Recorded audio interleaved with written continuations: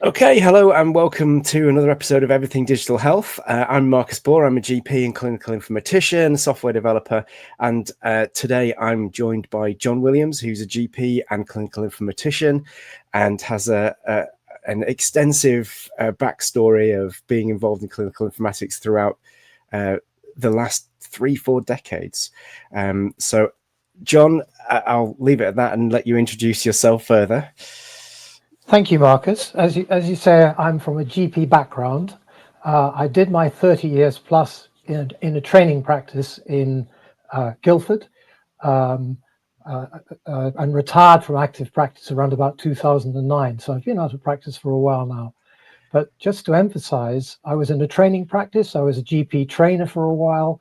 I had a particular interest in diabetes and in people with learning disabilities. So I see myself as predominantly being a clinician, and I'm interested in patients and people. But as may come out from this discussion we're about to have, for a long time, I've had an interest in how the technology can help us to do our jobs better. And so around about the millennium, I had an opportunity to take some time out from the practice. I did a master's degree in health informatics. And as so often happens when people take time out from general practice, I didn't go back full time. I went back half time. And I spent the rest of the time building up my interest in what I now know to be, or a lot of us call, clinical informatics. So I now refer to myself as being a clinical informatician. Apart from the MSc, I would suggest that I'm largely self-taught, and that most of the things I've got into, I've fallen into by complete accident, without any prior expectation that I was going to be doing any of those things. I think so let me stop at that point. Yeah, I think that's a story a lot of people will recognize, because there are people who've come into clinical informatics through a variety of routes. Some have done formal training around it, some have just fallen into it, and I think a lot of it is self-taught, because there actually isn't a sort of Oxford Handbook of Clinical Informatics out there. There is no canonical body of knowledge that you can say that's the way to do it. So a lot of it is learn on the job, learn within an organization, such as NHS Digital, for example. And the frustrating thing is that there are materials around, but they're not accessible. People don't know where to find them. And they're often in places in private individual stores. And various attempts to try and make these things accessible so far have failed. I'd love to hear a little bit about the early days of GP computing, and to what extent you were involved in that, or did you just get involved in 2000, and the kind of things you were doing back then? So I'm actually a Cambridge graduate. I'm Pembroke College, Cambridge graduate, and that was in the 1960s. And there was no clinical school at Addenbrooke's, so I had to come down from Cambridge, as most of us did, to London, and I did my clinical training at Guy's. There was absolutely nothing in my course whatsoever about computing. None of us had the foggiest idea that this was going to be in any way important. There was, I think I'm right in saying, no internet at that time, certainly no World Wide Web, no mobile phones, completely different world. Everything was paper-based. I loved my time in Cambridge. I made lots of friends. I ended up doing a part 2 in mammalian physiology. During the course, we'd been exposed to somebody who I'd refer to as a mad neurophysiologist, incredibly bright and wrote lots of very erudite papers. He gave us a lecture one day, and he completely covered a blackboard with chalk with all sorts of squiggly lines that made absolutely no sense to me at all. But looking back on it, I suspect he was drawing logic gates for ands and ors, and even probably exclusive ors and things like that. Covered the entire blackboard. Totally put me off the whole idea. What he was trying to do is to demonstrate how you could join up neurons, and the brain could thus actually satisfy all of the necessary logic gates that you would need in order for a brain to be able to make decisions. Total turn off for me. So when I had a choice as to what to do for my part 2, I didn't go into that area at all. I opted for mammalian physiology, which I'm glad I did. And during that, I'll tell you something which is completely irrelevant, but I think of interest. In 1968, suddenly this affable guy smoking a pipe wandered into the lab when we were working. I can't remember what we were doing. And he said, "Would you like to see some fertilized human embryos?" It was Rob Edwards, who was actually at the time a reader in physiology, in the physiology department where I was doing my course.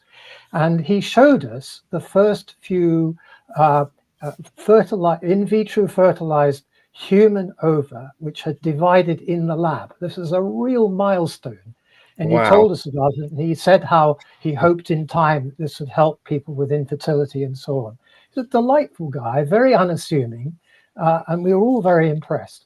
It took him at least it took him exactly 10 years after that to overcome all the barriers and crap put in the way before the first IVF birth actually took place. But that's always stuck in my mind as an experience in my preclinical course. Anyway, moving on fairly swiftly, I then went down to Guy's. I went to Guy's because that's where my dad had been studying as a dentist. I never really felt at home at Guy's. I found it, in contrast to Cambridge, rather dull, rather boring, not so inspiring. But one of the highlights of that was that there was a club called the United London Hospitals Diving Group, which I joined, and made lots of friends there and went off to all sorts of interesting places around the British Isles and elsewhere, scuba diving, and met my wife to be there. So that's one of the highlights of my memory of my time at Guy's. Since then, I've been after that, I tried to get further and further away. So I did a house job at Guy's for Ian McColl. And Ian McColl was a professor who was interested in endoscopies, and he was determined to do hundreds and hundreds of endoscopies. So my job as his house officer was to squeeze all these people into empty beds in the ward, which made him and me exceedingly unpopular because we screwed up all of the routine admissions because there were never any beds available. It was blooming hard work, and the clerking of these patients often kept me busy until 2 o'clock in the morning. I could hardly stand the next morning, and the clerking process took longer than the endoscopies. Totally ridiculous situation. Anyway, I mean, that's a hugely interesting area just about talking about clerking, because that's something that every doctor was trained to do, and the clerking process for people who are not clinicians is essentially copying down what the patient says. You have a series of questions that you ask them. Why are they in hospital? What's the presenting complaint? What's the history of the presenting complaint? What's the past medical history? What's the social history? And there's a kind of standard format that we go through when we're collecting all this information, which is still kind of used today. But what's sort of weird is that the advent of computers has not necessarily got rid of that process, but it's made it much less universal. So whereas a doctor that's trained anywhere in the world that knew how to clerk a patient onto a piece of paper could be productive in a new hospital as long as they had a pen and a piece of paper.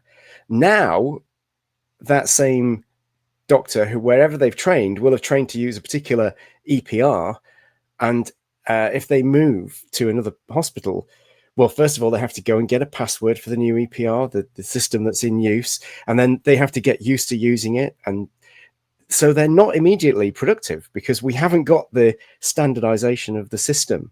And when people talk about the old paper processes, I'm fascinated by them because I think there was a lot of efficiency, even though they were inherently very slow because they were paper. There are some features of the paper process that we have not brought across into digital. And this is something that very few people talk about. When I talk to them about digital, this entire channel is about digital health, but very few people want to talk about that disparity or that schism between the features of paper. If you say the features of paper, they look blankly at you, say, well, surely digital is better in every respect, you know? Yeah, it's interesting, Marcus, because what you're actually talking about is, I think you can think of these things in perhaps 3 stages, which may come to a bit later. First of all, when people start with digitizing, they often will automate things. And the automation just automates things that are boring and don't involve much thought, really. But the next thing is, having done that, people find they've got information which they can use. So now they're informated. So the first step is automation. The second step is informating.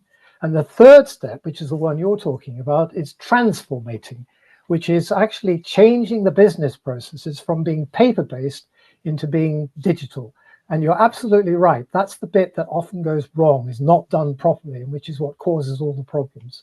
So we could probably talk, many of us could probably talk for a long time about the problems that occur when that's not carried out. Absolutely. And I mean, this is the kind of thing we will be discussing in future episodes as well. And, you know, what are the benefits of paper, or, you know, what are the missing features that we haven't brought across? So I interrupted you when you were... I was going to say, it's partly about tokens, having tokens, things that tell you where you've got to on a particular pathway. It's that kind of thing. Yeah. Sorry. Absolutely. Well, that's fundamentally why the A&E clerking card used to be a token of where you were in the process. So you would arrive, they would make a card for you at reception, give it to the triage nurse. You're now in the triage queue. When that piece of paper has got some writing on it in the triage box and it's being moved to the waiting to be seen, you're now waiting to be seen. So actually tracking patients around the department in A&E departments that used paper, and I know many still do actually, that was partly done through the movement of the piece of paper. Exactly. But what that denied us to give digital its due prominence is that the new digital tracking systems for A&E allow us to have much more of a dashboard and see how many people are waiting and where they all are and how long they've waited and what urgency they have, and get that kind of dashboard view. Now, you can't get that from paper without walking around the department and doing a count of all the pieces of paper. So definitely huge advantages to modern tracking. But you're right that a lot of processes required the piece of paper, didn't they, as a token of where you were. And when you change the business process, you probably need some electronic kind of token, which is equally effective and which works in the new process. Yeah. Shall I just keep going? You keep going. You were in house jobs mode, clerking patients. Yeah. Exhausted after doing my, what was it, 3 months? It's only 3 months actually. That particular issue got into the guy's annual review. Ian McCall's house officer being the person who went into acute retention because he didn't even have time to go and have a pee, which I think is probably an all-time first. Down the road to New Cross, which is just a few miles away from Guy's. Can't remember much about that except it was quiet and peaceful, and I was absolutely exhausted. That was a good chance to recharge batteries. Further down the road to Lewisham. People who know Southeast London will understand this.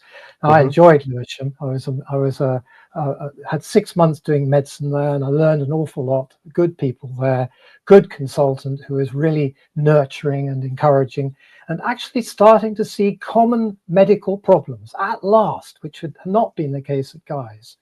From there, I think I got married somewhere around about that time, ended up in Hillingdon, over the other side of London, but further away from Guy's. As an SHO, still nothing about computers here, but there were a cardiologist and a renal physician there. And at that point, I was thinking, I think I'd quite like to become a cardiologist.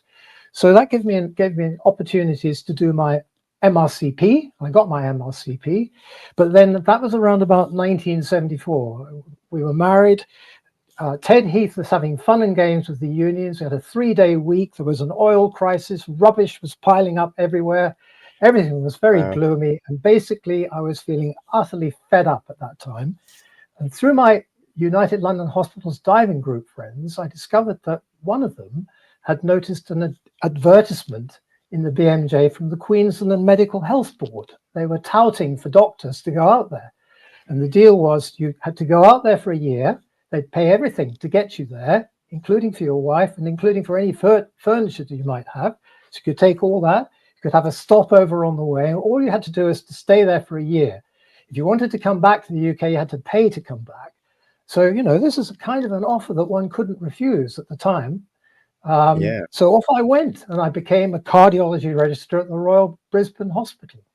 So you Wow. may think this is now getting a little bit truncated, but in a moment you'll see that this is very important for how I became a clinical informatician.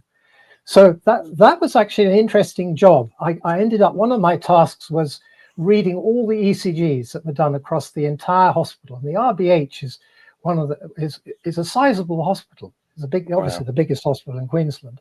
So I got quite proficient at that. And I also had to read ECGs coming in from very remote places like Longreach. Have you heard of Longreach? You may have heard of Longreach. It's a very remote I'm not sure if I think it probably does rate as a town in Queensland, more than 700 miles from Brisbane. So what they did was they had a modem. They took the ECG and they sent the ECG via modem. So I was sitting there watching this machine, printing out the ECG, which I could then report on, and if necessary, give them a call and explain what was going on. That was Wow. my first exposure to something a little bit automatic. And that really interested me. Yeah, In that sounds parenthesis, cool. in parenthesis, I should say that before all of this started, I had always been interested in electronics. I built my own hi-fi system in the days when transistors just had 3 wires coming out of them. It was very Yeah. simple because you either had NPN or PNP transistors, and Oh, you I just know. had to I'm very understand. familiar with Yeah, electronics. I yeah, think there's yeah, something about a lot of the people that you meet in clinical informatics and in this kind of slightly odd, nerdy fringe of medicine is that they are often, electronics buffs, or they're quite yeah, into some other kind of hobbyism exactly. sort of thing. I mean, I've got a collection of about a dozen guitar tube amplifiers which use thermionic valves, so Yeah, predate the transistor, and I do yeah, my own modifications on yeah, those and have to yeah, yeah. be aware of the dangers of playing Yeah. around with 450 volts DC, which is the plate Uh-huh. voltage of some of these things. But yes, I think we all share the love of the transistor. Yeah, yeah. I suspect we could have long chats about all sorts of things related to that too. Yeah. But going on with this, unfortunately, I was confronted by a very unfriendly consultant cardiologist, Australian consultant cardiologist, the only consultant in Australia, only person in Australia who gave me any problems. And he made it very, very clear to me. He said, I just want to make it absolutely clear to you that as far as I'm concerned, you're never going to get a job as a cardiologist, because if I have 2 people in front of me and one of them is Australian, I'll be picking the Australian and not you, mate. He was quite an influential guy, and I thought, to hell with Wow. this. There's no point. I know what that's going to lead. I'm going to have to change. And I joined an advanced training rotation, which was going to take me to being FRACP. So in that training rotation, I had the opportunity to become a renal registrar, which is, as I mentioned earlier, was the second thing I'd been interested in. So I ended up eventually becoming a renal registrar. And on day 1, the consultant said to me, right, you've got a little job you need to do every day. Come with me. So off we went to the pathology lab, and he said, sit down there in front of this monitor. You've got a keyboard there. I need to show you how to do this. Every night you need to come up here at the end of the day, use the keyboard, log yourself in, and I want you to look at all of the serum creatinines that have been done during that day and see which ones of them are elevated, and then look back to see if they had any done yesterday and the day before. Is there a rising trend? If you see a rising trend, your job is then to contact the ward, go around, find out what the heck's going on. And of course, he said, you understand that what we're really trying to do here in this very hot climate is we're trying to stop people from slipping into acute tubular necrosis. So typically these were people on orthopedic wards who were immobile and not drinking very much, who were quietly becoming dehydrated and at risk of slipping into renal failure with all of their trauma and so on. I thought, oh God, that's going to make me late every day. That was my first sort of heart sink feeling. But anyway, started doing this, and I thought, this is a bit good. This is a bit good. Wow, I can see all of the serum creatinines done. And for any patients, I can see where they are, what the trend is. I can go off to the ward. Because I'd been a registrar in the hospital for some time, it wasn't too difficult to walk on a ward when where I had absolutely no relationship with the patient, and courteously introduce myself and politely say to the appropriate person, have you got Mr. or Mrs. X on the ward? And do you mind if I just highlight to you that as a renal registrar, I've been looking at creatinines, and did you know that their creatinine was going up a bit? Would you like me to give you some advice about this, that, and the other? So I learned, not only did I get this wow feeling about the power of information, but I also got to learn how to be very diplomatic, walking into a completely alien, an environment that had nothing to do with me, and how to basically interfere with somebody else's patient's management. Fascinating.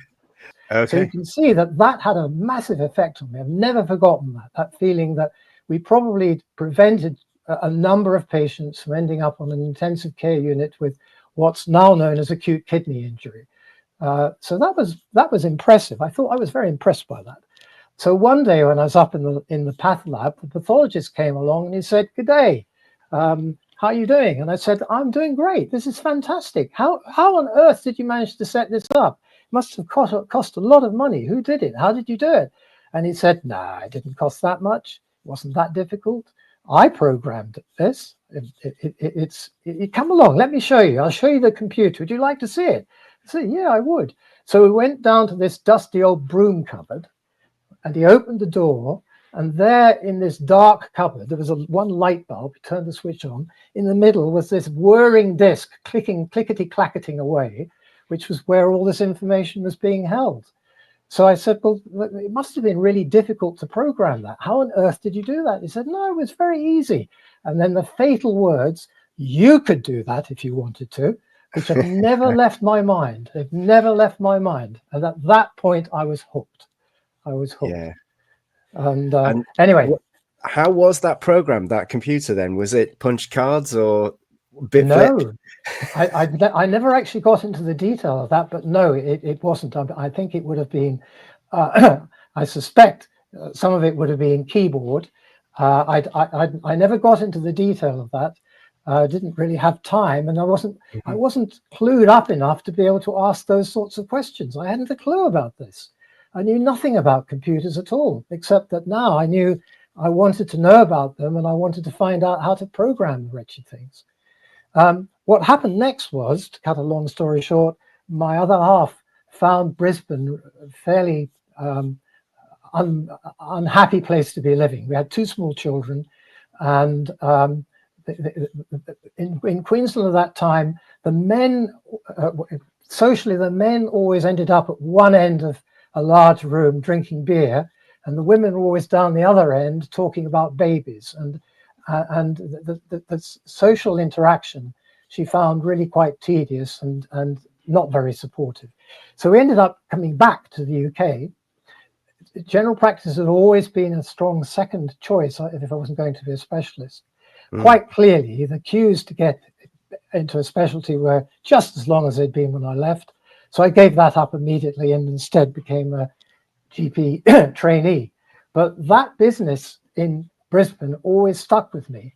So not long after I became a GP trainee, I discovered that our local postgraduate library had done the clever thing of making a ZX81 into a library book. So you could take the ZX81 out as if it were a library book. So that's what I did. I took this ZX81 out, put it on the carpet in front of my TV set. I think it had a tape recorder somewhere, and fiddled around with it, and eventually got terribly excited when I could get my television screen to say "Hello World." Now, ZX81, I think I had a go on one of those when my friend I think he owned one. This is back in the 90s, early 90s. So was it kind of a A4 sized black rubberized machine? Slightly smaller than that, and slightly LCD before the 1990s, if I remember rightly. With an LCD screen on it?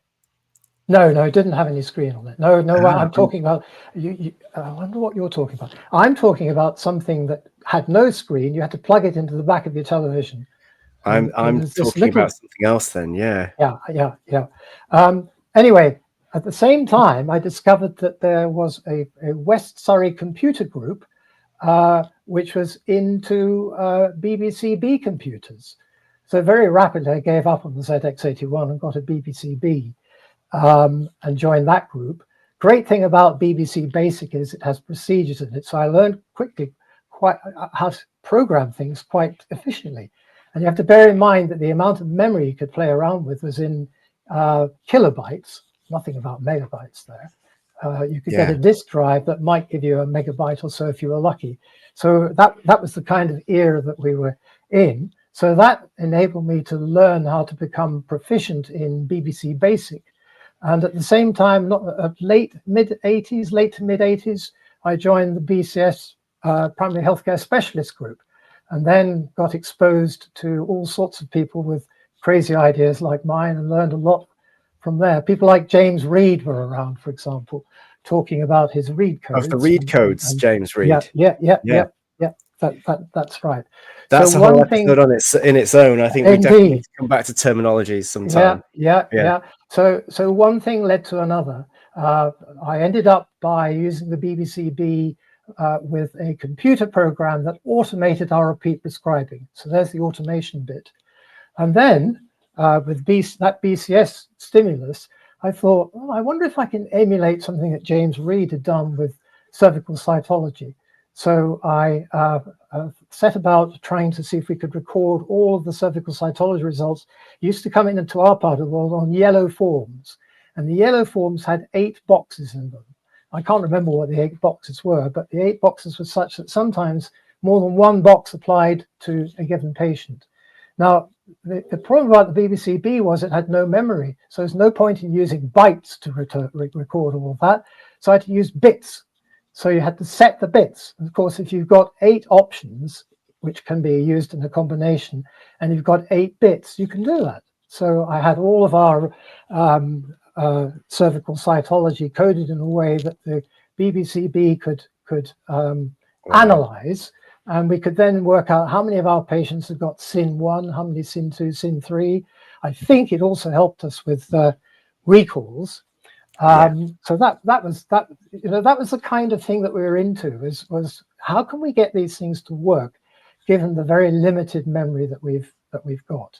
I think that's where the payoff comes as well. When you're inputting data into a system, that can often feel quite an empty process. Often an enthusiast or somebody with an archivist mentality will happily put in data, but to get everybody on board, you have to give them something back. And when you can give them analytics or data or audits, we can easily give that information back and say, look how well you're doing, or look at the things that need to be improved. That's like a tipping point in an adoption. And I think you also see that with other technologies. The internet, or at least home computers, became a lot more popular when the internet was popular, because you could get more out of the computer than you put into the computer. Whereas if you look at people who were into computers before the internet, that was very much you had to put stuff into the computer. You had to type in a program, or you had to go and obtain a program. It was a lot less easy to get stuff out for free. And the tipping point of adoption was when broadband internet was very widely available, and suddenly everybody had a home computer. But even 10 years before that, it was strictly the nerds only that had a home computer. Indeed, but you're talking about an era that's a long way ahead of where I'm talking about it. Oh, yeah. So the point I'm trying to make now is that, okay, so we got this repeat prescribing up and running, and they said, well, you can do yours. And every day I was doing that, saying, it's taking quite a long time to do this. And I say, yes, but in 6 months' time, when I've got all my patients on, you wait and see what will happen. 6 months went by, and then I was through my repeat prescriptions in no time at all. And they were still sweating away doing it. So I said, wouldn't you like to do the same? So so they did. So we ended up then switching over to, I can't remember what the system was, but eventually, let's just say for the sake of argument, it was Medital, because that's what we eventually ended up with its 4-byte read codes. So we ended up with Medital, and I managed to get the data of our repeat prescribing off the BBC-B and onto Medital. So I performed a data migration to do that, and I did the same thing with the cervical cytology results as well. I didn't think Wow. anything about this. It just seemed an obvious thing to do. I put all this work into putting this stuff onto this PCB. I'm going to get it across to the other computer. So we did all of that. And of course, because you were the programmer and you understood the data model and you understood the clinical implications of doing all that, then you were in a unique position to actually, as a single person, just do it and get it right. Whereas, you know, nowadays that stuff is so many orders of magnitude more complex that actually it's a team sport, isn't it? A data migration like that. Yeah, indeed. But the point was that the practice was now seeing that the cervical cytology was informating us, because we could now see what was going on with our cervical smears. Who was late, who needed to be recalled, who had got serious changes, and had they been properly followed up. So not just the automation bit, but a little bit of informating as well. So I managed to persuade some of my partners then to start to enter diagnosis. I never actually succeeded with my trainer. All he would put in was the fact he'd seen the patient. That was all, just that one code, nothing more than that, until the day that he retired. So I gave up on that. But anyway, as well as trainer used to put had a chat to patient. So you know that infamous, it's one of the more commonly used read codes. So everything went in there, and vision 3 had a chat to patient. And that was it. That doesn't surprise me at all. That doesn't surprise me at all. So now at that time there was also a active local Meditel user group in Surrey, and a group of us became interested in the idea, okay, so let's just see how many diabetics have you got in your practice, and how does that compare with mine, and how many people with hypertension, and so on and so forth. And a certain person called Neil Jones, you know the name Neil Jones. I know Neil very well, yeah. Neil was one of a group of us who used to fiddle around late at night programming stuff, and then telling Meditel, don't tell us it can't be done, because I've just done it. Look, if I can do it, you can do it too. Anyway, he produced this thing called NERDS, which stood for Neil's Universal Report Distribution System. So what you could do, if you knew what you were doing on a Meditel system, you could write a report that could extract everybody with the appropriate read code for diabetes.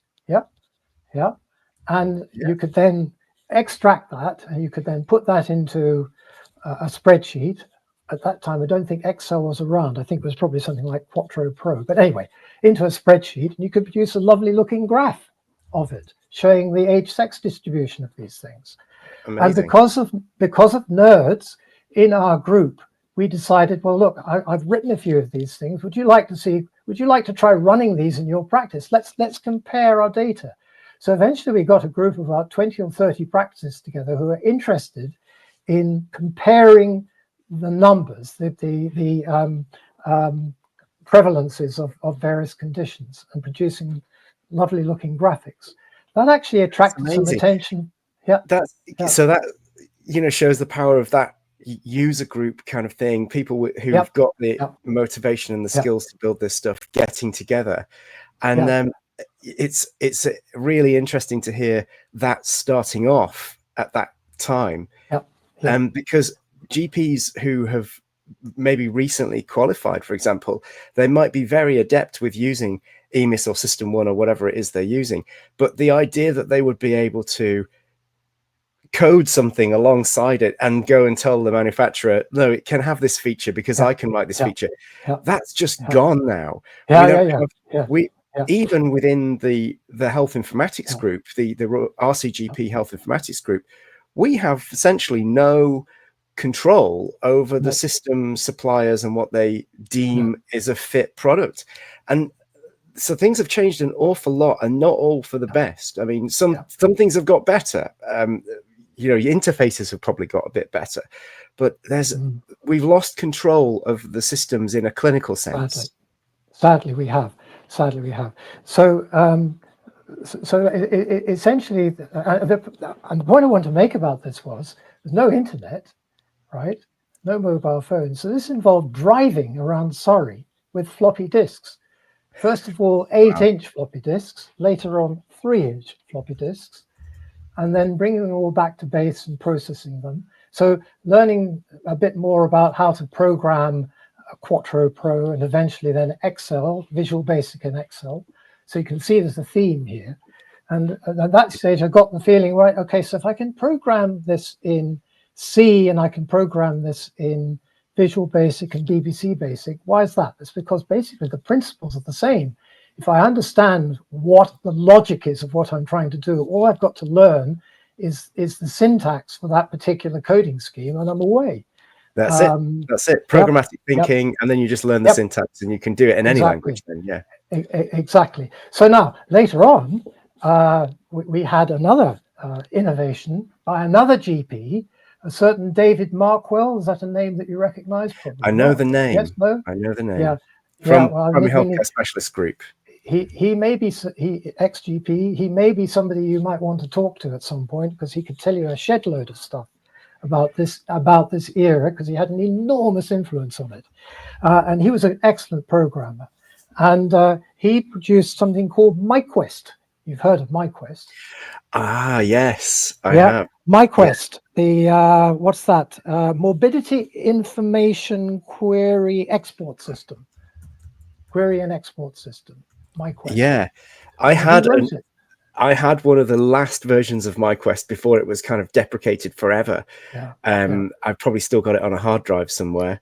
But the idea was that this was now the first system that allowed you to do the same query across multiple different GP systems, right? So before that, it would have been a bespoke query. So this was, now you can compare across everybody. So I remember walking the shore of Lake Geneva. It must have been 1990-ish at a MedInfo with David Markwell, because he said, let's go for a walk. I want to test something out. I'm writing this MiQUEST, and I want you to ask me all sorts of questions and see if you can find something that you want to do with your data that MiQUEST can't do. So we spent about half an hour walking along the shore, and I tried to think of all the most complicated things we wanted to do, and in the end realized that he'd actually pretty much got it covered. So MiQUEST came along, and MiQUEST was effective because we also had this thing called requirements for accreditation in the 1990s. In order for any system to be usable by GPs, it had to actually abide by requirements for accreditation. And MiQUEST was part of that requirement, which is why all GP systems had to support it. It never got fully integrated, but that's how we got to the point of being able to write a query, and then that query, in theory, should run in any GP practice that was RFA accredited. It never really quite worked like that, but it worked well enough for Primus to take it on. And that's where I'm trying to get to now, because around the millennium, I became a clinical advisor at Primus. Sheila Teasdale was running that at the time under Mike Pringle at Nottingham University.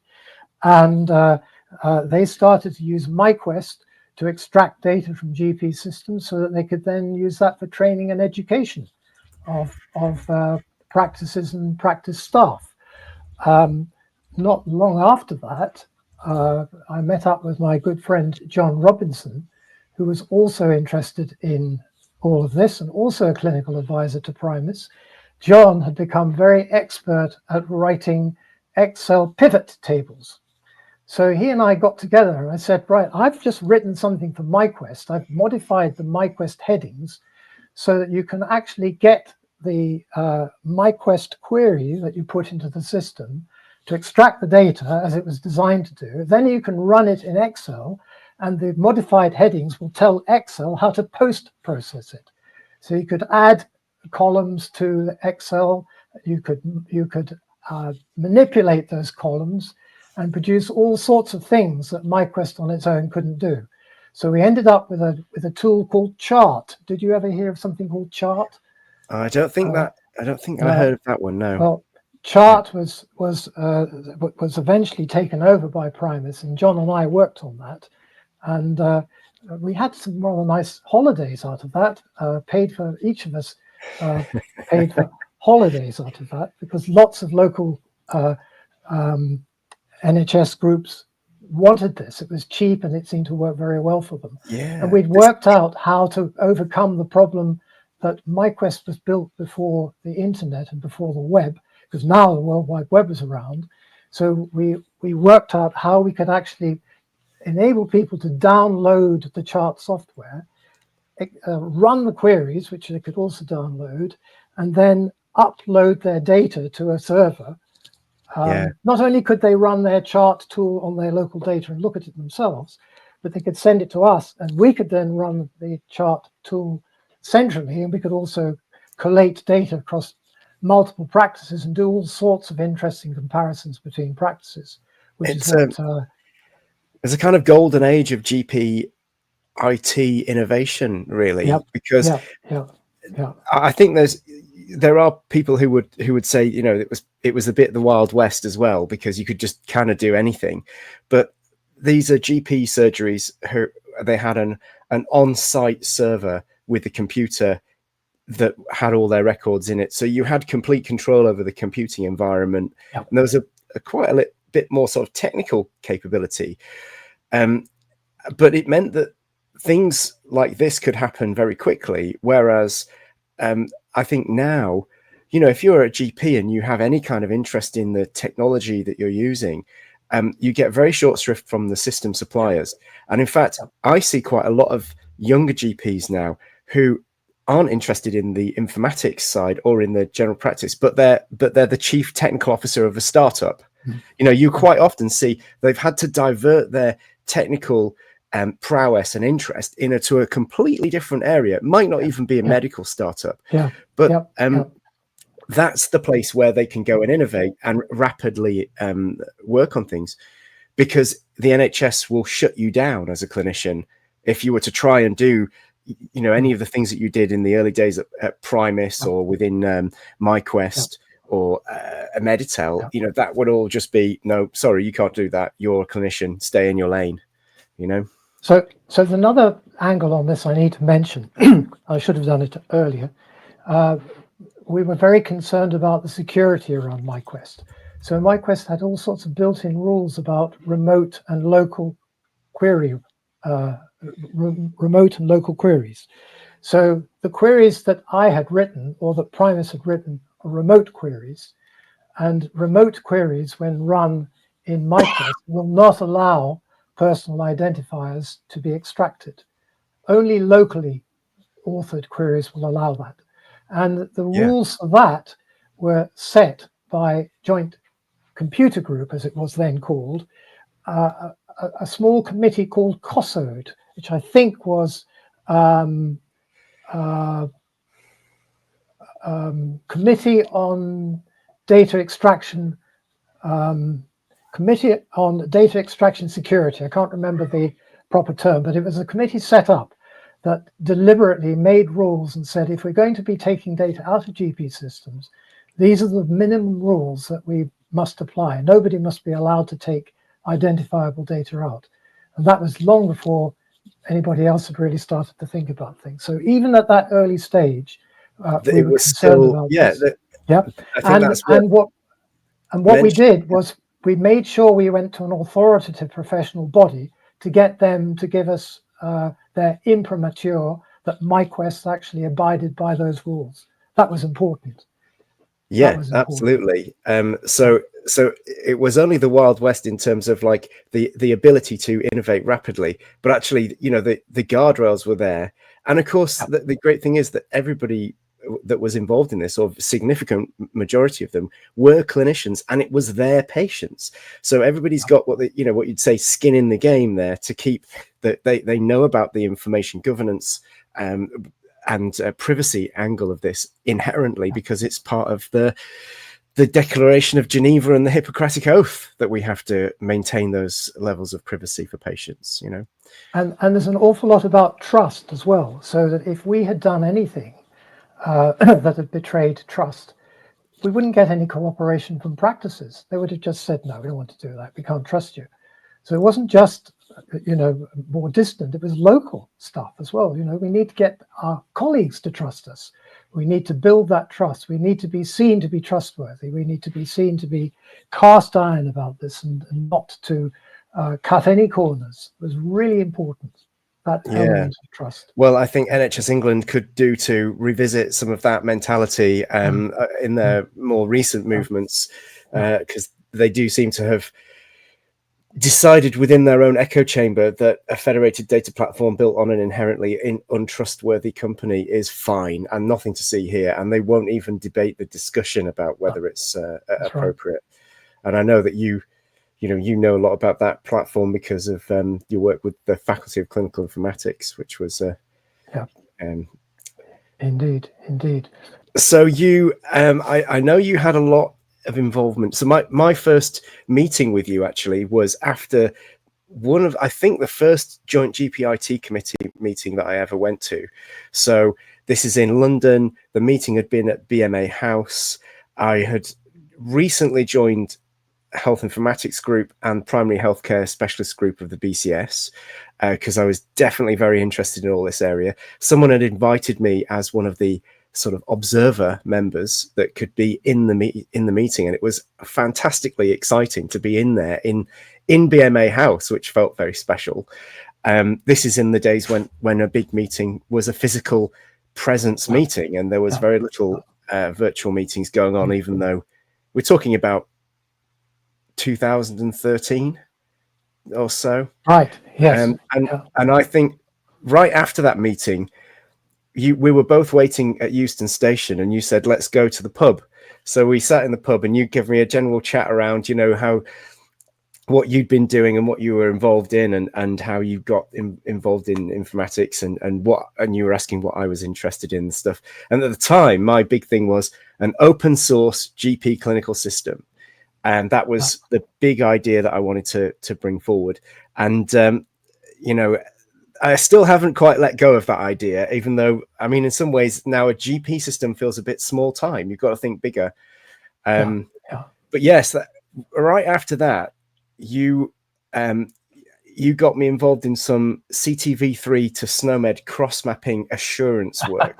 So we could talk about that a little bit, and the way that was done and how you do that process. Okay, so I may need to slightly backtrack to get to the starting point on that. If that's okay. Yep. So we're now post-millennium, and I've done my MSc, and I'm now dropped to half time in the practice. So I've got a bit more time to start to think about things. And the RCGP Health Informatics Group has managed to elect me to become their chair. They did that while I wasn't present, which is a fairly standard way of doing things in HIG. Yeah, the black spot. I wasn't. Yeah, I think it was something to do with my MSc. I went to the dinner after their day's meeting, and as I walked into the dinner, Leo Fogarty said to Alan Hassey, "Are you or am I going to tell him what we've decided?"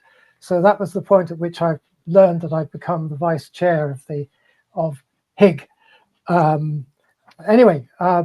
That led to my eventually becoming co-chair of Joint GPIT Committee, because the name changed somewhere around that time. And that was around the time when NP-FIT was getting going, and an awful lot of things were starting to fall apart because NP-FIT basically kicked out a lot of clinicians who were involved in informatics.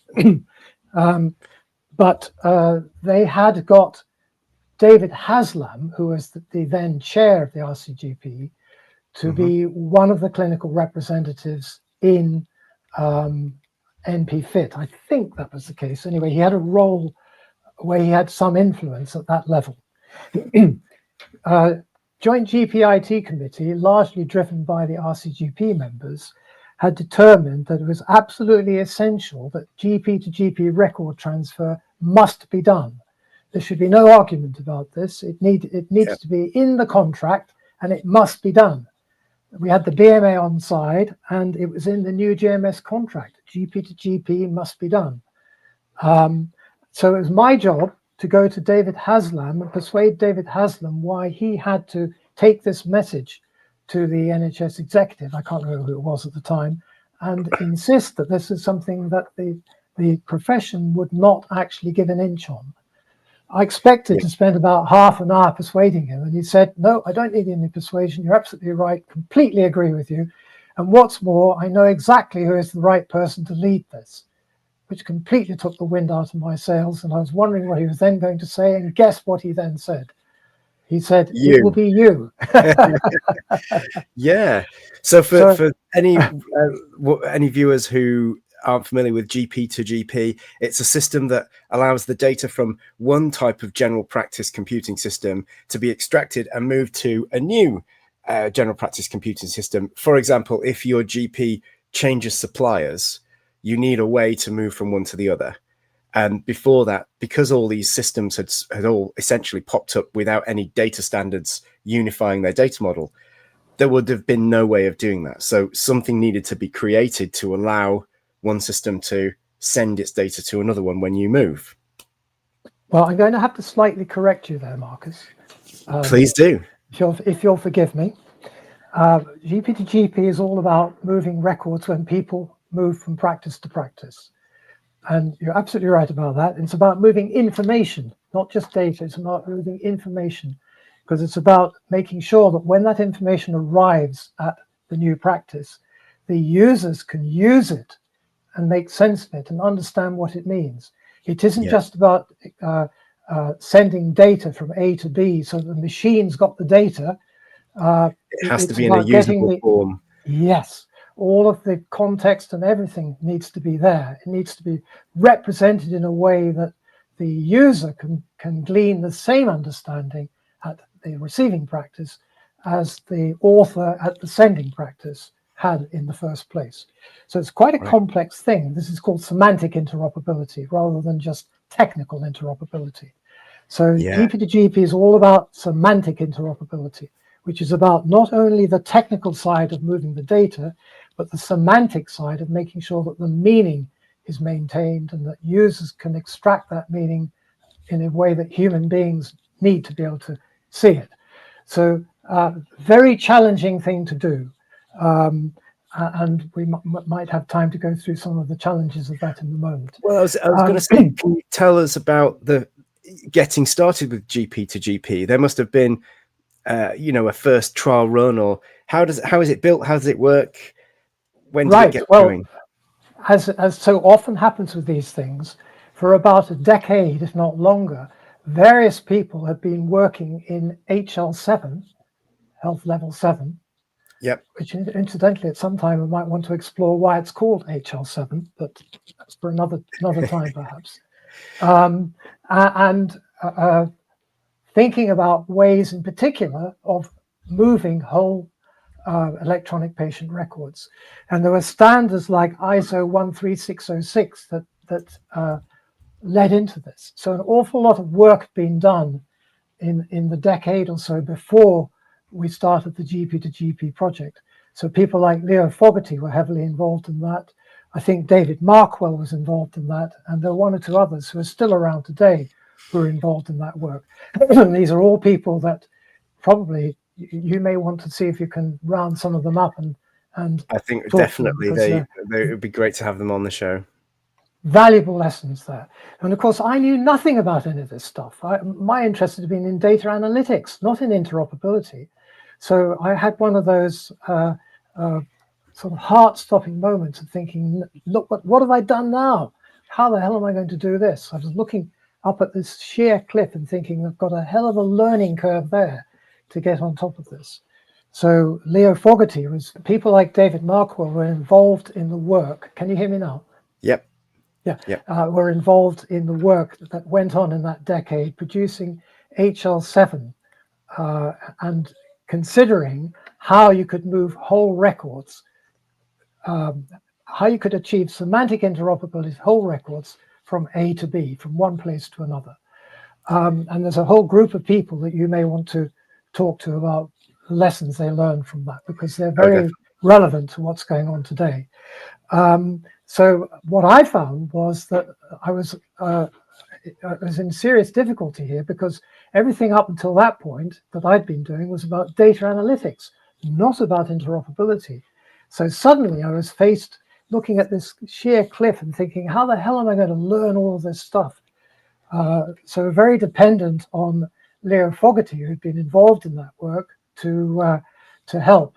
So he and I came to an agreement, which others will know of, where he said to me, I will be your sergeant major if you will be the major. So you're going to be the person who's going to deal with all of the awkward politics in this. And I will be the person that makes sure all the things that need to get done do get done, and I'll help you to learn how to get them done. So with his help, Sure. I managed to learn a lot about interoperability, a lot about clinical safety testing, and about GP systems in general. It was a fantastic experience. Learned an enormous amount from that, and I learned an awful lot also from the technical people that we were working with. It was a very small, close-knit team. We all got on extremely well together. We had a very high mutual respect for each other. So the technicians listened to the clinicians and vice versa. So we found ourselves working in this space between clinical domain and technical domain, where both a wise technician and a wise clinician feel nervous about not wanting to say or do anything that might upset the other. So when you get technicians and clinicians working in that space, that's when some really interesting stuff happens. Yeah, it's a great combination. So my first taste of that was NHS Hack Day, which is an event that I massively recommend anyone who's interested in this, should go to at least one NHS Hack Day. And that was my first taste of clinicians, as you say, working right next to technical people, and the best of both emerging from that and being able to get quite a lot done in a very short space of time. Yeah, and I agree with you. I've been to NHS Hack Day, and I think you're right. You get the same sort of atmosphere there. It's very stimulating. So anybody who wants to get into this area, that's a very good way of getting into the area. And the other thing is that nobody minds the fact that it might be the very first time you've been there. In fact, they positively encourage people who are wanting to start from scratch to get involved. So anyway, a lot of all of the developmental work had been done, and our job was simply to make sure that the message was properly implemented. So basically, the way that GP2GP works is that, to put it very crudely, the GP system supplier has to write the patient record to the message. The message is the same. It doesn't matter whether you're EMIS, Meditel, TPP, Microtest, or I can't remember the name of the new system, but whatever the system, it's the same message. So every supplier needs to be able to write to the message, and they need to be able to write to the message in the right way. So the right things need to go into the right boxes in the message. And then all they then need to do is to learn how to read from the message. So they read the stuff out of the message and put it back into the record. So if you've got a homogeneous record transfer, i.e. vision to vision, which is actually where we start, EMIS to EMIS, because that's where we started. This is very easy because EMIS just simply needs to write to the message. They know where they've written everything to the message, so all they need to do is to pull it out at the other end from exactly the same place. Well, we put that in there, so we just take it out, we put it back in there. So homogeneous record transfers, we reckon are easy. Of course, they're not easy because the supplier has to learn how to write to the message. But once you get that homogeneous transfer working well, the next thing you can do is then to get another supplier to do a homogeneous transfer, and you'll find that they will hit problems that the first supplier didn't have because it's a different system. So you have to tweak a few things to make sure it works. But now you've got two suppliers who can write to the message. So the next thing to say is, okay, so you know how to read from the message. So why don't you send your message to that supplier? Let's see what happens when they read it. That's heterogeneous record transfer, which is the real McCoy. That's when it starts to get interesting, and and you hit issues that can't really be resolved. In that, there are some parts of GP2GP where a transfer results in the entity that you're trying to transfer cannot be represented in the new destination system and has to be degraded to just a text entry. And that's why GP2GP is an incredible technology, but is slightly lossy in that you can't guarantee that the structured information from one system will exactly be replicated in the new system. And that's a very difficult thing to do. And even in 2025 with major platforms, we use computers for everything every day, but actually if you look at how much interoperability is going on, there's actually very little. If you if you're allowed to extract data from, I don't know, Facebook, you can get your data, but what can you do with it? There's nothing comparable that you could upload it into that would represent that data to you in a semantically interoperable way. So it is just technical interoperability, isn't it? Yeah, but I think that what frustrates me is we know how to make semantic interoperability work for some of the simpler, less sexy things. It's just that the government is always interested in million-dollar large projects which always fail and never get completed within the time window that they're in power. So this is a really frustrating situation. And you're right about this. Whenever you do a transfer, essentially you've got to go through, extract the information from the system, that's the E, transform the information, that's the T, load the information into the message, that's ETL, extract, transform, load. So every GP to GP record transfer has an extract, transform, load sending, and another extract from the message, transform, and load into the receiving system. And what we tried to do was to make sure that as far as possible, we could minimize the loss. So we on the whole, we did pretty well with medications. And the reason why we could do well with medications was through RFA, all GP system suppliers had to be able to represent their medications using DMD, another standard. And that was because of electronic prescribing. Electronic prescribing depends on DMD. So they don't have to use DMD natively in their system, but they have to be able to communicate their medications using DMD. So hence we could just piggyback that in GP to GP, and that got vast majority of our medications to be semantically interoperable. There were exceptions. And obviously medication is the area that's got probably the greatest clinical risk, really, in that, if you make a mistake in that, you can have a transfer the information wrongly into the new system. So I think GP to GP inactivates the medications when they're transferred, doesn't it? So that the first time you see them, it requires that the new GP will review those medications and check that they're right. But yes, it's still, even with that check, it's great that the DMD provides the layer of semantic interoperability inside it all. So that's the human and professional bit that I was talking about. It isn't just a technical issue. So yes, we could get semantic interoperability of medications, but then we had to think, well, hang on a minute, this is a handover. So Marcus, I am asking your practice to send me one of your patient's records. You have been responsible for the medication up until now, right now, this moment. As soon as I registered the patient with me, I am now responsible for all their medications. So what I need to do is I need to be able to review all the medications current medications you had the patient on, and make sure that I am happy to continue them, that I understand why the patient is on them. If necessary, talk to the patient. This is a human issue. It's not a technical issue. It's a human and professional. It's about handover. So that's why GP to GP puts that step in there and says, you need, before you can actually use these medications, you need to have reviewed them. But linked to this, there's another issue, which is around allergies. Now, allergies, we never managed to get that to be interoperable. Come back to that in a second as to why and what we tried to do about it. So in the case of an allergy, if you have a homogeneous system, if you're going from vision to vision, allergies would be interoperable, no problem at all.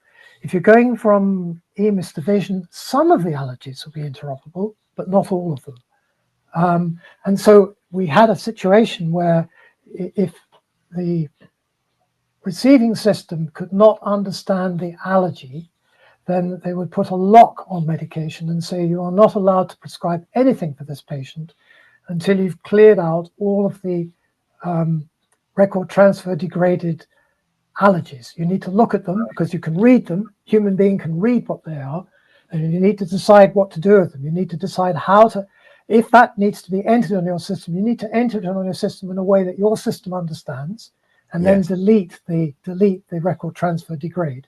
Once you've cleared all of those out, the lock is removed and away you go. You're off again. Very clunky. That was the most dirigiste thing that we did in GP2GP, and we wanted it to be temporary. But here we are, what, 10, 15 years on, nothing has been done about that. That's a subject on its own that we could go into some detail. Not time now, I think. I think, yeah, there's a lot to debate and discuss around the lack of willingness within England's health service to actually approach some of the known problems and just devote some funding to fixing them. We seem to have lost, as I said earlier, lost control over it. It doesn't feel like NHS England are in charge of it, and now they're going to disappear. Department of Health and Social Care aren't used to dealing with this kind of stuff. The people who've been involved in informatics for decades, like yourself and to a lesser extent me, and we understand the problems, but no one is listening. And you cannot get anyone to listen when problems are discussed. And of course, it doesn't help that major projects like the Federated Data Platform and now the Single Patient Record, they consume all of the interoperability oxygen in the room. Because as soon as you say, well, there's this problem with GP2GP, and they'll say, oh, well, don't worry about that. That will probably get sorted out by the Federated Data Platform or by the Single Patient Record or both. Well, why not pay twice for the same solution? Nobody seems to have any attention to detail or even any attention span. And the list, there are dozens of projects that have these small things that need fixing that nobody wants to take on. It's a really frustrating place, and it's holding back the grassroots innovation, the small iterative innovations, because we're held up waiting for there to be, you know, some kind of bolt from the blue, massive transformation that the Single Patient Record will bring us, except no one's agreed at who's going to build it, where it was going to be built, how it will work. None of that has been thought through yet. It's just been blurted out of a health secretary's mouth. Yep. But the really frustrating thing about this is that essentially there were at least two major key problems with these allergies. One was that the way that the causative agent is represented in GP systems varies from system to system. We had willingness on part of all of the system suppliers, pharmacists, terminologists, clinicians, to get this fixed. We knew how to do it. We were so close to getting that fixed. The other thing was the contextual information that goes with an allergy. How severe is this allergy? How likely is it to be a true allergy? What was the reaction that was caused originally? That sort of stuff. All of which was held in Vision. Vision had a, can't remember what they used to call it, but Vision had a neat little, it was effectively a kind of archetype that held all of that information very neatly in Vision.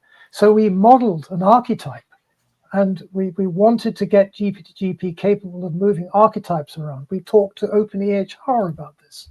But could we get the monolithic controls on the GP2GP message lifted so we could make the necessary changes? No, we couldn't. So that problem still hasn't been sorted, and hence still we have that very dirigiste, clunky lock on medications in GP2GP. Yeah, very sad. A lot of these things feel like the program-oriented nature of a lot of the bodies that built these standards. So NHS Digital, for example, thinks very much in terms of a program, and when the program is finished, they disband the entire unit. And so I remember hearing that they considered that a few years ago that the migration to SNOMED across the GP system was now officially declared complete, and therefore they could disband the entire team. And so there is now no SNOMED program within NHS, what is now NHS England. And yet the job is not done and will never be quite finished, because with all technical things and with all computing things, it's an ongoing process. You have to have that as a business as usual function. And that's why we have ref sets that have no, SNOMED ref sets for whom there is no author or curator or home. That's right. And that's causing problems with safeguarding. It's causing problems with numerous downstream business processes that we want to make better and safer, that depend on having an agreed SNOMED ref set. And there's no one to maintain that SNOMED ref set, no suitable body, and so it doesn't get done. There's no funding to do it either. And so you know, the same thing happens to GP2GP SNOMED. It's a short-sightedness that we just don't seem to be able to get round. And the magic words are business as usual. They fill me with horror when I hear them. So PMIP was declared business as usual in 2004, and nothing has moved since 2004 essentially with PMIP, even though the people who produced PMIP said this is just the first phase, we've got lots more to do. Nothing further. GP2GP became business as usual, even though we got a list of outstanding things that needed to be fixed and which we knew how to fix. Returning patients was another one, incidentally. It's not been properly sorted out as yet, for example. But by and large, I think we did quite well in minimizing the lossiness of GP2GP. You probably saw the worst if you were a TPP user and you were receiving records from EMIS, because this involved a cross map, the use of the cross map from read 2 to CTV3. Have we got time to talk about cross mapping a bit? Do you want to do that? Okay. So one of the big challenges we had in GP2GP was, okay, we were fine when we started because both EMIS and Vision were using read version 2.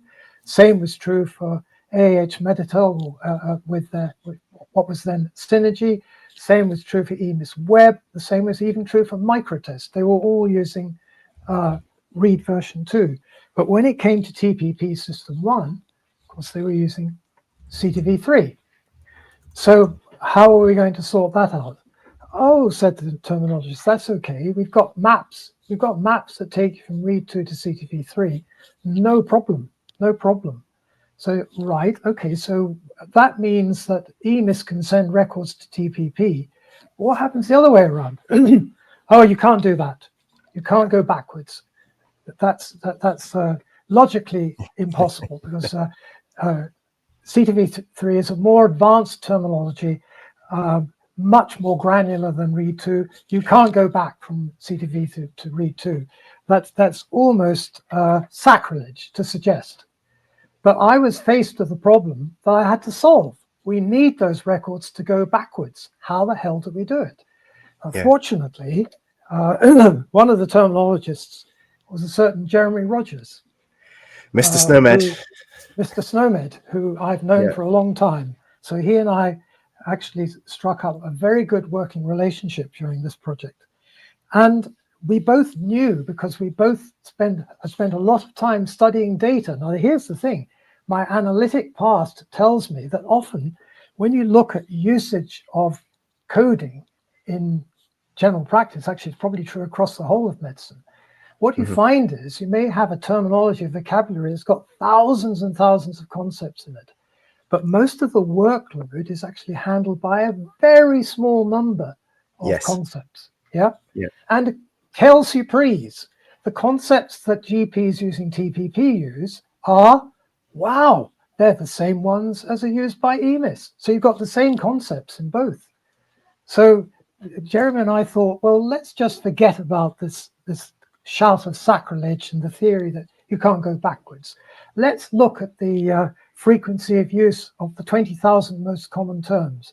Why 20,000? Because if you can get 20,000 terms to go back and forth between read 2 and CTV3, you can get 99.5% of the payload covered by doing that. And 20,000 is a manageable number because an awful lot of that can be done automatically. And when we did that, we discovered that, in fact, yes, that a very high percentage of the most commonly used terms would just have a you could select a one-to-one map going backwards from read 2 to CTV3. So we created that backwards map, and we tested it to destruction, and it worked, and it's still working now. I have to say I'm worried about it, because we thought this was going to be a temporary fix, because eventually everybody would move over to SNOMED CT. Now, as you say, in theory, everybody has moved over to SNOMED CT, because the other thing that was going on at this time was that in preparation for SNOMED CT, in fact, all of the GP system suppliers were exporting SNOMED CT. You might not have realized that. Not only were they sending read version 2 or CTV3 via GP2GP, they were also sending SNOMED CT concepts as well. Because the thing about HL7 is that you can send what are called translation sets.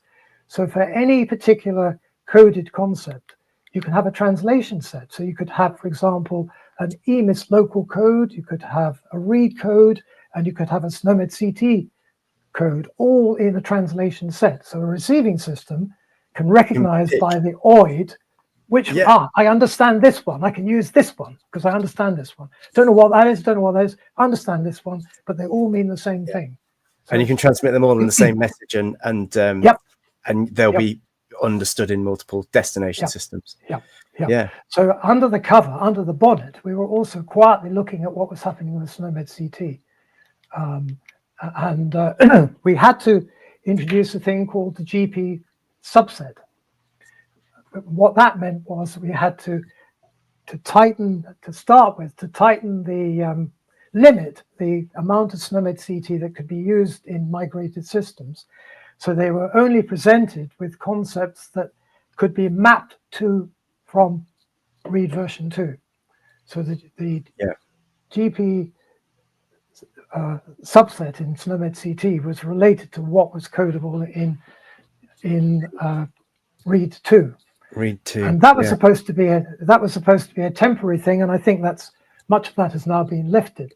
But the trouble is that TPP system 1, the black box, is still CTV3 driven. So I'd heard that even though supposedly that transition is complete now and the team has been disbanded and the NHS is now officially SNOMEDized, which is laughable to terminologists among us, but there are systems that on the face of it can produce SNOMED or can present the user with what looks like SNOMED, but under the hood are still based on CTV3, which eventually is going to lead to incompatibilities and problems. There'll be concepts that can't be represented in CTV3 that they're expected to represent in SNOMED. Well, they can get around that. TPP can get around that because they can create their own local codes, which they do. But there's an assumption by people who don't really know what they're talking about that, as you say, this is a done deal. Everything's in SNOMED. Don't need to worry about it. But I do worry about it because there's this translation going on all the time between SNOMED CT and something internal to the system, which is out of our sight. We can't see it, but it could go wrong. You're right. The even bigger elephant in the room is that secondary care hospitals don't really code anything. So their systems do not natively let an end user add a diagnosis in a SNOMED CT code. They might code the episodes, and I don't know whether nowadays they use SNOMED CT for that rather than ICD, but still they're coding an entire episode. That they are not getting the finely grained analyzable data that GPs can get. And that's just because the maturity of hospital systems is very poor. Even though we spend hundreds of times more money on those systems, they're still not as good as GP systems, basically. Yeah. Well, because, of course, they weren't built, many of them weren't built for this country, were they? They were built for a certain country. And many of them were not built by the clinicians that use them either. So that's another telling difference. Indeed. So the anxiety I have is, I need to be very careful about this because having worked closely with people in TPP during the GP2GP work, I know that they're very high quality people who care very much about what they're doing, have very high standards. And actually, I think in many ways, they were probably the most reliable in clinical safety terms of all the people we had to work with. So I have, it's not the people who work for TPP, I believe, are their hearts are in the right place and they know what they're doing. But nevertheless, we're left with this transition that's going on that we can't see, and one day something as you say, may go wrong. I would completely agree. Over the years, I've worked with many people from ex-GP system suppliers, mainly TPP and EMIS, and excellent engineers and technical architects. And really, the problem here is not with the suppliers even. It's actually with the contractual framework that drives the suppliers and the lack of really good clinical influence in that process. Really, an interesting thing happened with the GP contract in 2004, which was the contract that brought in essentially the obligation to have a computerized system for a GP. And in order to make all GPs have a computerized system, they were given a system. So it was like the customer is going to be the government. We will buy GP systems for every GP in the land. And what that enabled them to do was then bring in QOF, which essentially was a payment by analytics. And you can't do that without computers. So in order to do QOF, they needed everybody to have a GP system. In order to do that, they put it in the contract. But the crucial difference there is that the GPs were no longer the customer of the system supplier. Right. It was NHS Digital, or as it was at the time, the Health and Social Care Information Centre. And that change in who the customer was meant that the suppliers found it more difficult to respond to genuine customer requirements, because they were being given a huge list of requirements from all manner of parts of the governmental system that was driving it. And we want this, we want that. And the GP system suppliers at some points just didn't know what to prioritize. That was happening in 2019 when I was the chair of the RCGP Health Informatics group. We actually had to help them work out a way to prioritize what they were being asked to do, because all the different parts of NHS Digital in England were contacting them separately to ask for new features. And there was no coordination and no attempt to even collaborate and work out what features could be done once instead of paying twice. It was utter chaos.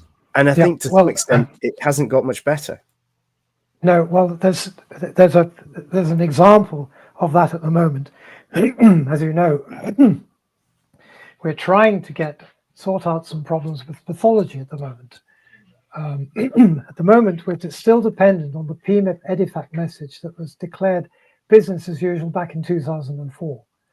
EDIFACT is a deprecated standard. READ 2, which is what the pathology bounded code list depends on, is a deprecated standard. Nothing has been possible to be changed or added to the pathology bounded code list since April 2016. That is 9 years ago, isn't it? 9 years ago, over 9 years ago. So here we are trying to do a very simple thing. All we want to do is to get a change made that at the moment, what happens is middleware people code the EDIFACT message with read to. The labs send their results to middleware. Middleware puts the read to appropriate read code into the EDIFACT message, and that's what gets sent into the GP system.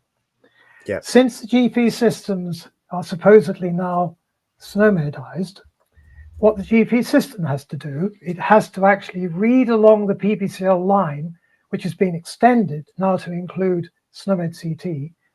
So it receives a read code, it has to read along the line to the SNOMED CT concept and its description, and that's what it has to put into the record. So it now gets SNOMED CT results. TPP, I suspect what they do is they're not interested in the SNOMED CT bit. They still go along the line until they get to the CTV through code. They chuck that in because they will have a way of being able to transmit that if they then need to send it to someone else later on in SNOMED CT, for example, in GP2GP. But the trouble is this, that if you move the system upstream, right, so that middleware is now the one that's going to put in the SNOMED code rather than the recode. That SNOMED CT code now arrives at TPP. What are they going to do? Yes. Are they still going to have to secretly keep the PPCL and read along the column and say, it means that, we'll put that. And what are they going to do when we start to add new concepts, which there was never anything in PPCL? Nobody seems to have thought about that. Nobody has thought about it. No, and there's a certain hubris, I think, in governmental circles, Department of Health and Social Care, and in the Minister for Health, in that there is an assumption that all of this stuff is just going to get solved by throwing enough money at it and enough big names and huge computing corporations. And yet we know how to solve some of these problems. The cost is tiny by any comparison with almost anything else we do in health technology. And the potential benefits are huge downstream, but it's like, it's almost impossible to wake people up to the need for these basic small infrastructural things to be maintained. These are the railway tracks, aren't they, on which all the freight trains run. And if you want your trains to run on time and be the minister that says everything is working perfectly, then you need to have those tracks maintained. But they haven't been maintained for decades, and gradually we're seeing the falling apart of some of these fundamental infrastructural pieces.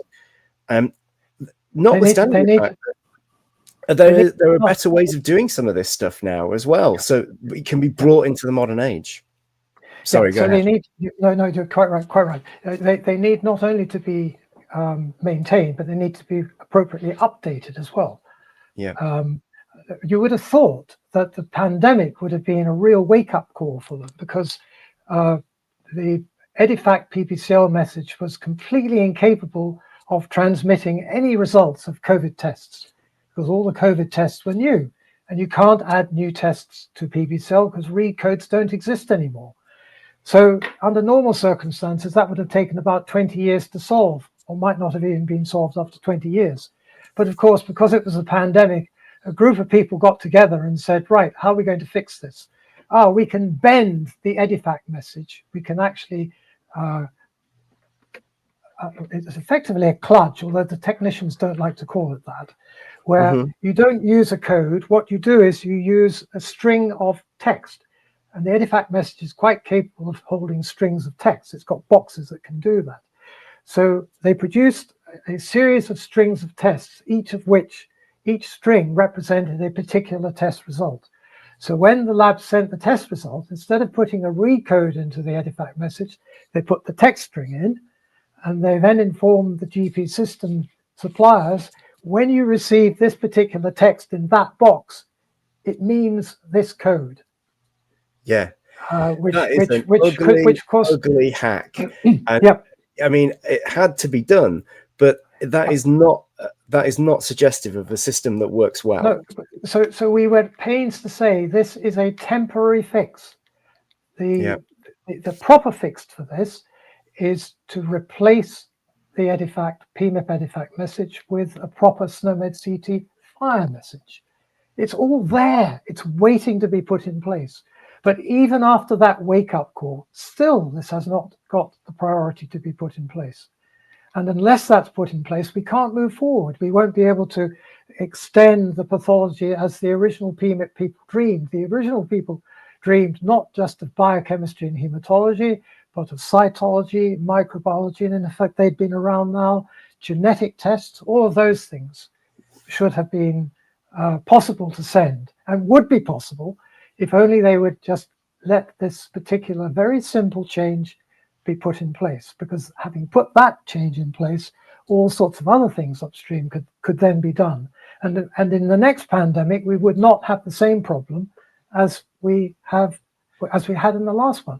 And in the next pandemic, it'll be the same frantic struggle if we still got the same message there, and the people probably won't remember how we fixed it in the first place. No, they won't. And it's a great shame that's not. Yeah. We just don't seem to be able to make our voices heard in this regard. Speaking of speaking with a voice as a profession, I'm just going to change the subject slightly because we've covered a load of very, very interesting down in the weeds stuff.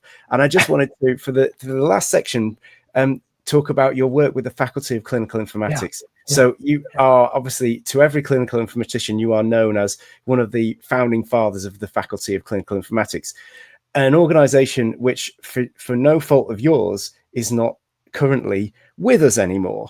But I wonder if you'd want to talk a little bit about the setting up, that, you know, the need for it, making the case, the getting it started, and we will come back. I've said we'll do a full dedicated episode on the what went wrong at the FCI, but if we focus on the instantiation of it, that would be great.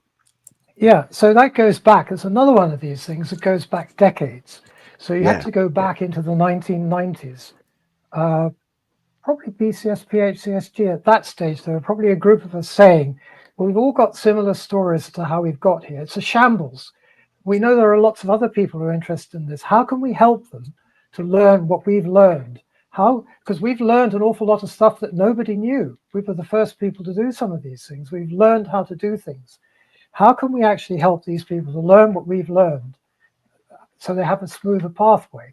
So right back in the 1990s, there was a group of people thinking, well, what can we do to help? So we produced groups like ClickSig, which was a special interest group for clinicians, where all sorts of things could be talked about, and newcomers were welcome. And that was probably quite a good way for people to learn things, but only very small numbers at a time. And it was informal and not widely available.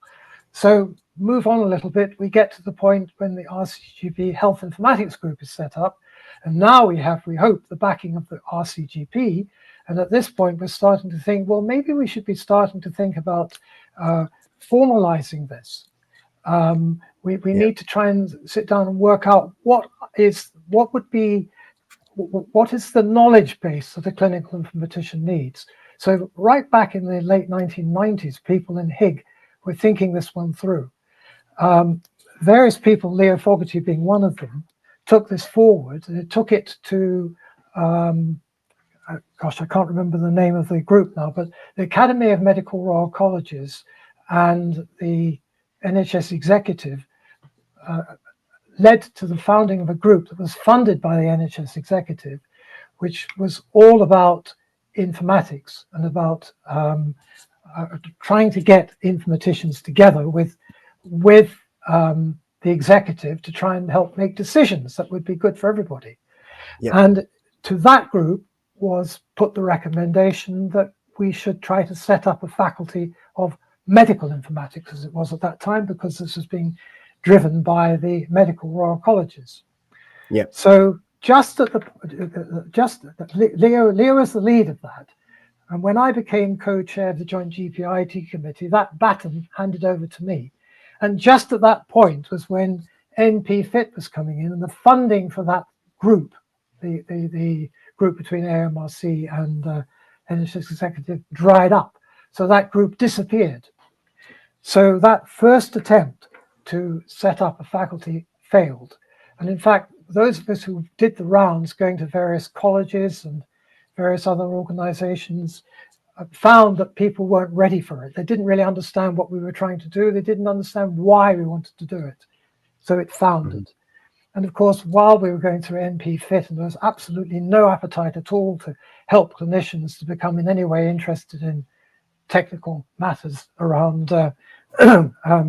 digitization of medical records, it was pointless trying to do anything. But then once that phase passed, we ended up in a situation when the executive seemed again to be a little bit more receptive of ideas, and it coincided with when Maureen Baker was chair of the college.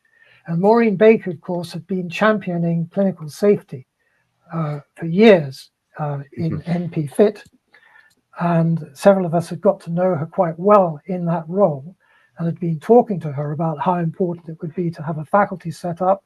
If we had a faculty set up, quite apart from anything else, we could actually really help to promote clinical safety assurance.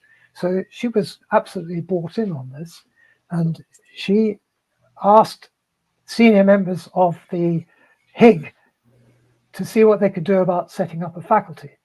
So I went to my namesake in the Royal College of Physicians, who I'd got to know very well because he and I had been working on various things through the RCGP Health Informatics unit, and asked him whether he would be prepared to work with us to set up a faculty.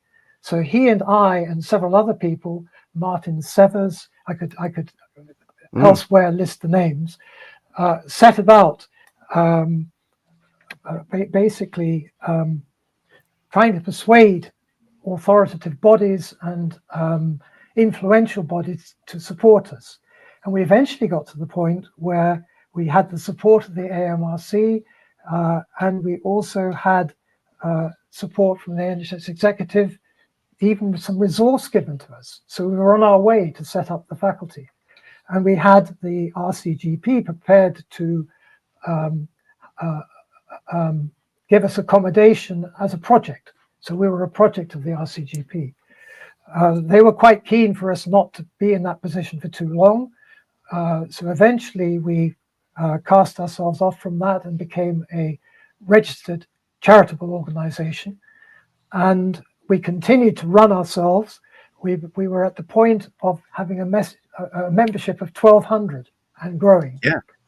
And we're beginning to start to do things like thinking about, well, not just thinking about, working on core competencies. We actually produced a core competency framework, which still exists and is sitting quietly on a website gathering dust. We've talked about bite-sized learning, which again is somewhere gathering dust. We started to produce opinion papers.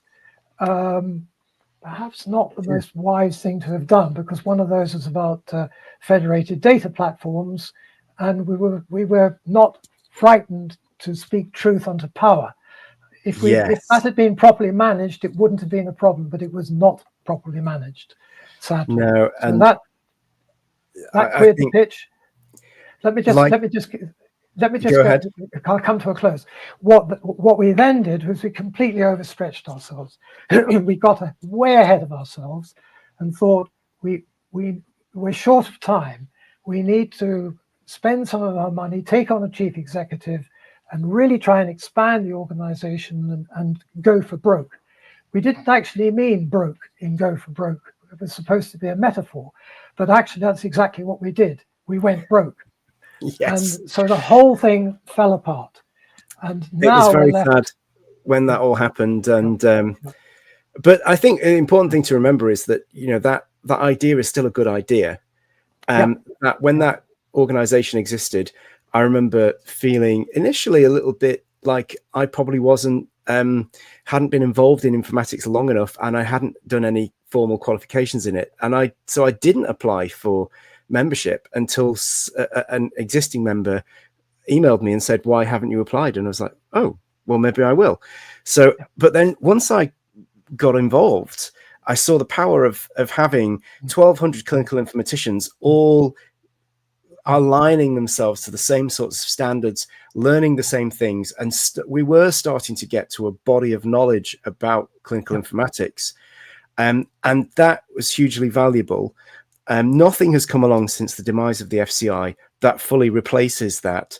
And from what I've seen, none of them even partially replace it. So, I mean, there is still so much of that work yet to be done. So, I mean, maybe that's the one for a future episode. But I think it is, Marcus. And I think I'd like to end this on a positive note. What I'm noticing is that there are pockets of people who are quite determined that something will follow on from this. They're very small at the moment. They're not well organized. They're not well resourced. But all of this is very familiar because that's the situation we were in 20 years ago. So basically, the clock has got turned back 20 years. It's too late for me to take the lead on that. I don't know whether you know, but 8 years ago, I was cycling and I had an out-of-hospital cardiac arrest and was very lucky to survive that. And very lucky still to have pretty good cardiac function and still to be able to cycle and play badminton and so on. But clearly, the chronology is adding up. it seems entirely reasonable for you to hand the baton down to someone. Exactly so. But that doesn't mean to say I can't be there and give advice. I can't be there and maybe occasionally make some statements, supporting statements, wherever possible.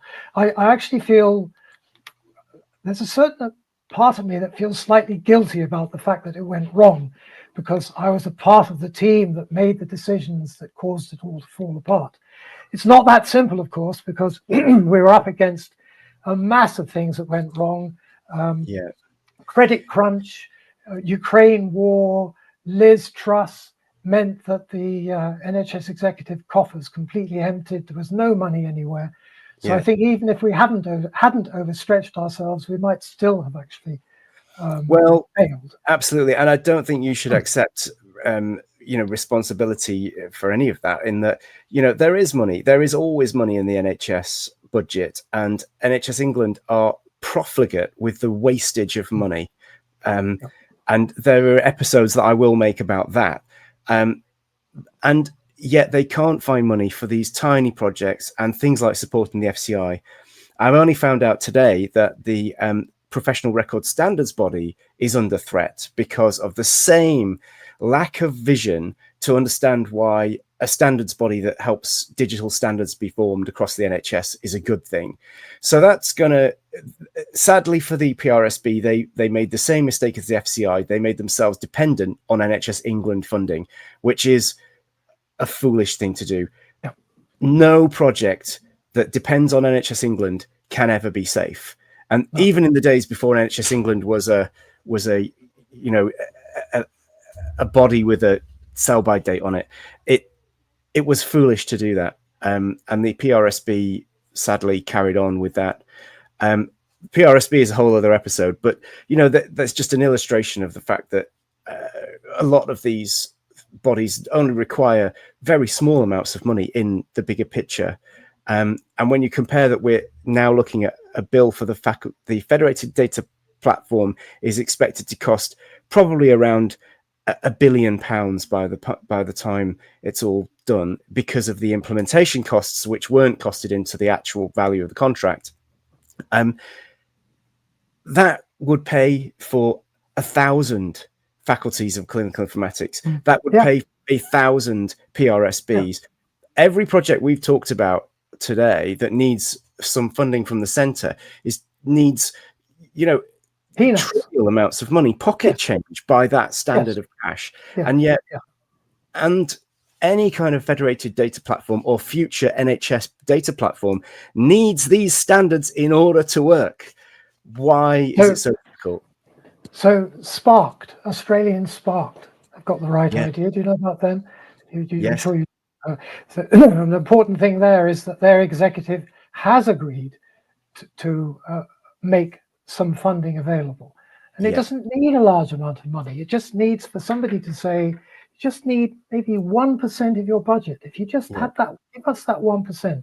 Give us that 1% for the next 3 years, and we'll show you what we can do with it. Exactly. You will not be disappointed. In fact, we might even get a return on your investment of more than that 1%, which might encourage you to continue to give us 1 or maybe 2%. That small amount of funding comes with, I would say, some important caveats. You have to give that funding to an organization that knows what it's doing and that will immediately be using that money to pay for the expertise to get the job done. What you can't get it done for that small amount of money if you employ bullshit consultancies to subcontract to other bullshit consultancies who subcontract and subcontract. And at the very end, the eventual report will be written by one nurse informatician who's being paid a day rate. That is not how to do it. But you're right. The Sparked initiative is very interesting, and I'm hoping to get Kate Ebrill on the show later this year. So that will bring that to a wider audience of, within the UK as to how to do this standards development. I think it's probably a great point for us to leave it there. I've had a fantastic opportunity to spend a lot of good time with you today, and we've covered a massive amount of great stuff. I will, as always, when I listen back the episode, I will put links to as much as I can in the show notes, so that as people are listening through from, whatever generation of clinical informatician or related specialist they are, they can find the links to the things that they find interesting that we mention. And we will definitely see you again on the episode where we talk in more detail about the faculty and what might come next. But thank you so much, John, for your time today. It's been really interesting. Well, thank you, Marcus. I've also enjoyed it. I hope I haven't made too many unguarded comments in this. As you can tell, it doesn't take too much to cause me to do that. But I've enjoyed this. I always enjoy having a good talk about these things. I think viewers appreciate the frankness. That's what they get from me as well. So, we don't pull any punches here. Yeah, I think that's right. Anyway, that's great, Marcus. Many thanks for inviting me onto this. I too have enjoyed it. And thank you, John. Best.